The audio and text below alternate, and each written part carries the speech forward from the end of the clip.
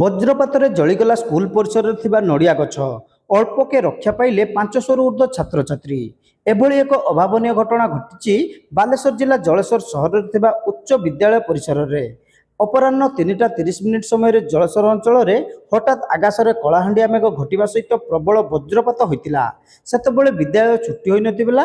ବିଦ୍ୟାଳୟରୁ ପ୍ରଥମରୁ ଦଶମ ଶ୍ରେଣୀ ପର୍ଯ୍ୟନ୍ତ ପ୍ରାୟ 500ରୁ ଉର୍ଦ୍ଧ୍ୱ ଛାତ୍ରଛାତ୍ରୀ ସ୍କୁଲରେ ଥିଲେ। ହଠାତ୍ ବିଦ୍ୟାଳୟ ପରିସରରେ ଥିବା ଏକ ନଡ଼ିଆ ଗଛରେ ବଜ୍ରପାତ ହୋଇଥିଲା। ଚାହୁଁ ଚାହୁଁ ନଡ଼ିଆ ଗଛଟି ହୁ ହୋଇ ଜଳିବାକୁ ଲାଗିଥିଲା। ଏକ ବଡ଼ ଧରଣର ବିପଦରୁ ଟଳି ଯାଇଥିବା ବେଳେ ବିଦ୍ୟାଳୟରେ ଥିବା 500ରୁ ଉର୍ଦ୍ଧ୍ୱ ଛାତ୍ରଛାତ୍ରୀ ଅଳ୍ପକେ ରକ୍ଷା ପାଇଥିଲେ।